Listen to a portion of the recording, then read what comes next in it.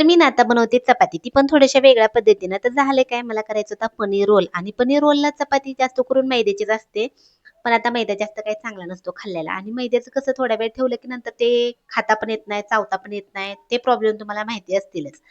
त्यामुळे मैद्याची न करता आपली छान अशी गव्हाच्या पिठाचीच करायची. तर पिठाचा एक गोळा घेतला, त्याला साधा असा लाटून घेतला आणि खरं सांगायचं झालं तर मी खूप दिवसानंतर असा लच्छा पराठा करायला लागले होते आणि माझ्या लक्षात पण नव्हता. मी अशा पद्धतीनं केला आणि नंतर मी अगोदर कशा पद्धतीने करत होते हे आठवत बसले होते आणि अक्षरशः माझ्या लक्षातच नव्हतं मी कसं करते. माझे स्वतःचे जुने व्हिडिओ बघितल्यावर मग लक्षात आला.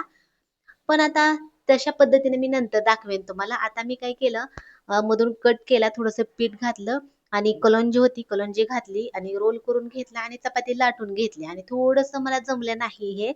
त्यामुळे असे लच्छे म्हणतो ना, तर ते काही पडलंच नव्हतं बरं का. पण चला असू द्या म्हणलं. सगळं डिपेंड आपल्या पनीरच्या भाजीवर असतं. ती पनीरची भाजी एकदम भारी झाली ना, मग काय चपाती आपली व्यवस्थित भाजली का म्हणजे असं लच्छा पराठा न करण्यापेक्षा साधी चपातीमध्ये जर ते पनीरचं स्टफिंग भरून असं रोल करून खाल्ला ना, तरी पण एक नंबरच लागते. आता पनीर मी कसं बनवलं होतं ते तर तुमचं बघून झालं असेल. चपाती कशी वाटली ते पण सांगा. चला तर मग बाय बाय.